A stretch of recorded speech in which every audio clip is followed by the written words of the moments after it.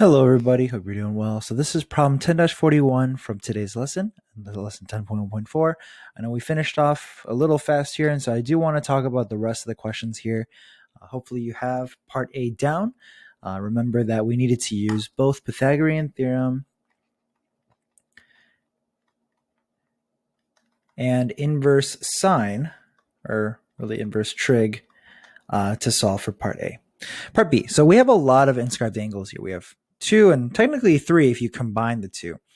So they're saying that imagine that measure of dr is 40 degrees, and that's the arc, and the measure of GOR from G all the way to R is 210 degrees. So first find GD, then OR, and then the measure of angle RGO. So we're going to start with GD. If we know that GOR is 210 and DR is 40, then GD is going to take care of the rest of it, right? And so we know that a circle adds up to 360. So to find the measure of GD, arc GD, we're going to add 210 plus 40 plus x is equal to 360.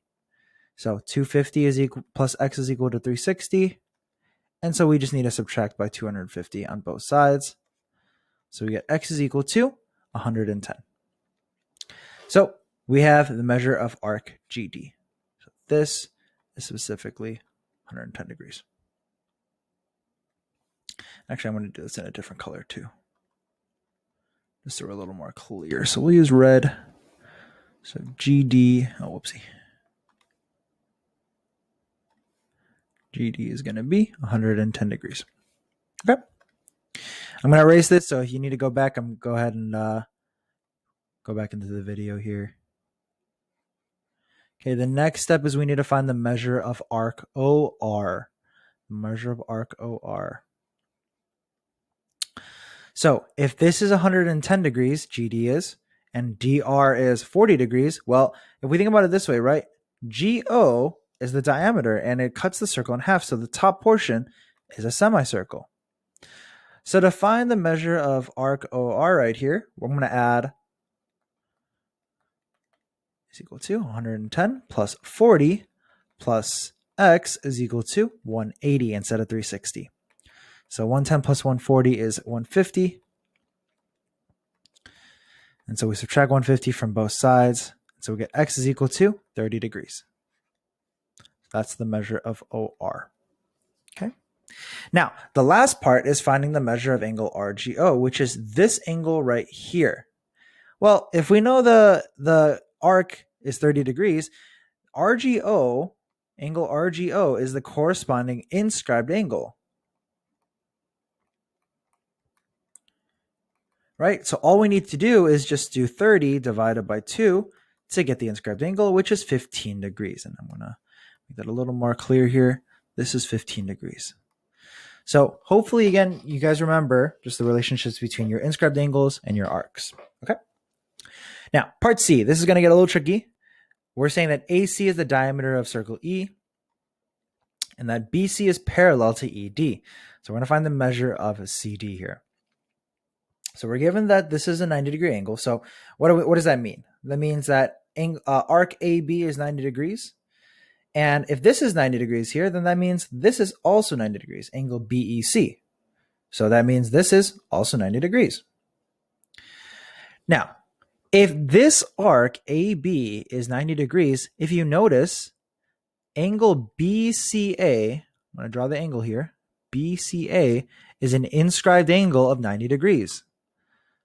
So 90 divided by 2 ends up being 45 degrees, which is the measure of angle BCA. Now, how does this help us here? I'm going to sort of clear up the picture a little bit.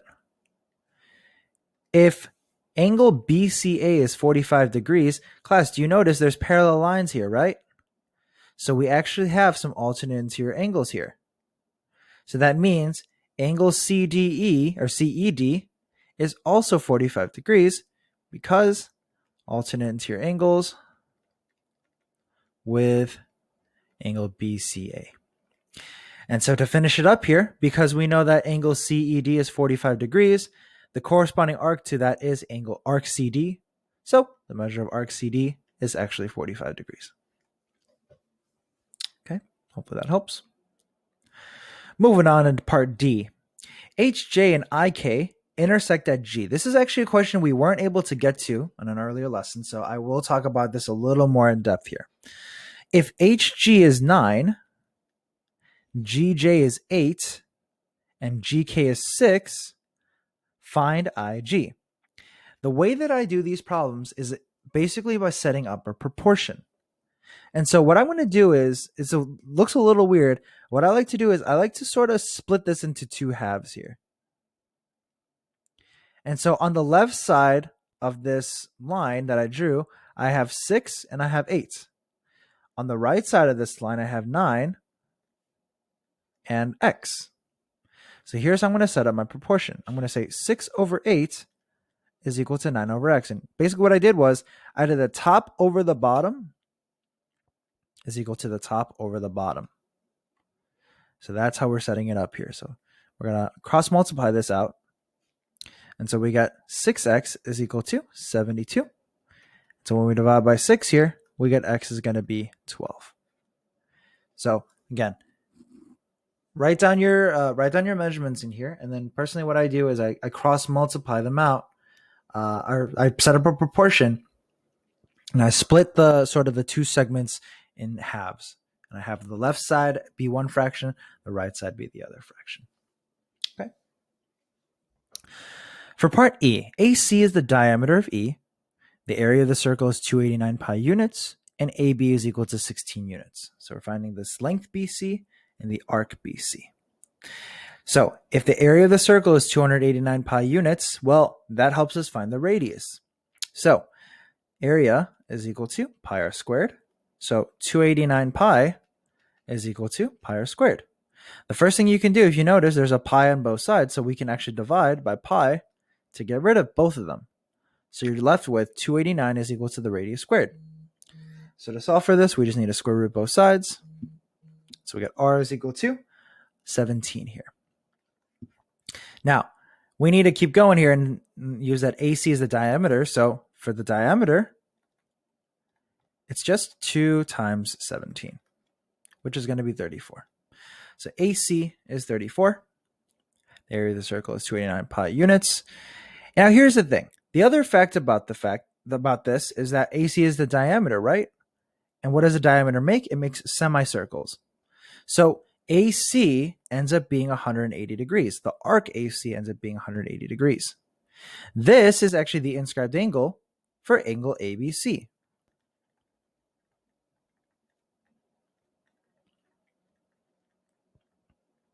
I'm going to rewrite this here. Angle ABC is an inscribed angle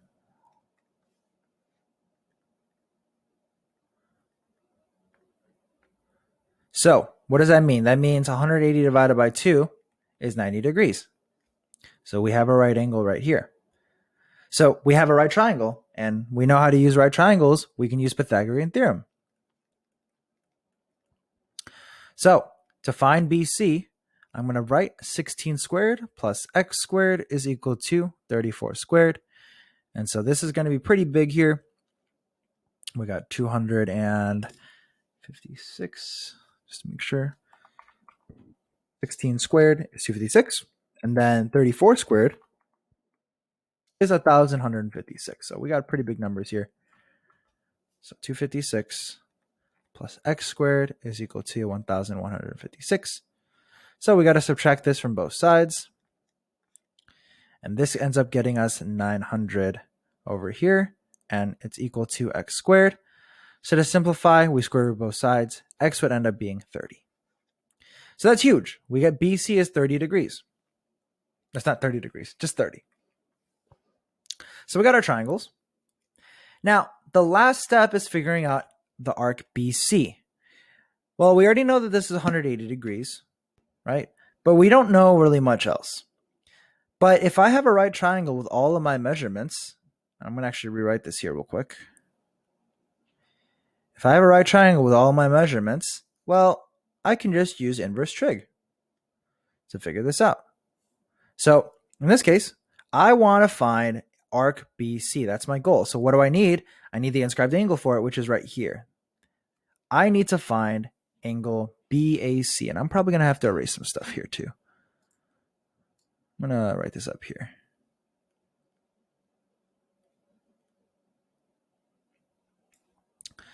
So I need to find angle BAC. To do that, I'm going to use, let's say, inverse sine again. So the opposite side of this angle right here is 30, and the hypotenuse is 34. So I'm going to go ahead and calculate that. So inverse sine of 30 divided by 34. First I do that first, and 30 divided by 34. And then I do the inverse sine. And I get 61.927 degrees. That's that angle. But if this is an inscribed angle, the arc that corresponds with it is going to be 2 times this. It's double that. So without rounding, I'm just going to multiply by 2. And I get a specific angle or arc measure of 123.855 degrees. And that is the measure of arc BC. Okay, so this question was a little more challenging. Again, hopefully you're seeing that you're going to need to remember all the time that inscribed angle and its corresponding arc, it has a relationship where it's always half of the corresponding arc. Okay. All right, last one here. We're almost done. We see that this angle right here is 65 degrees.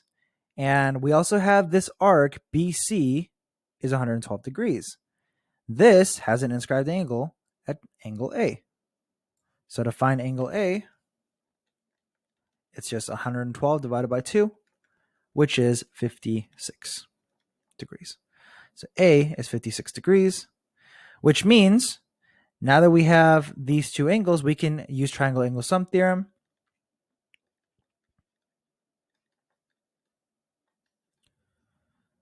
To figure out that 65 plus 56 plus, we'll say angle C, is equal to 180. So we add these two together, we get 121 is equal to that. And so we subtract 121 from both sides. So we get C, angle C, is equal to, need to move my stuff here, is equal to 9 and 59, I believe. So 59 degrees is angle C. So now to finish it up, to find arc AB, we just need to double this length or this angle because it's an inscribed angle. So we would get 118 degrees for arc AB. So hopefully this helps. Again, as you probably notice, it's just a lot of work with inscribed angles and their arcs. Okay. Don't forget, especially like questions like part E, where it's a diameter. Diameter cuts a circle exactly in half, and so it makes semicircles. So keep in mind that a semicircle is 180 degrees, and that can help you potentially make some right angles like we did in part E. Hopefully this helps. I know this video was a little long. Let me know if you have any questions. Bye-bye.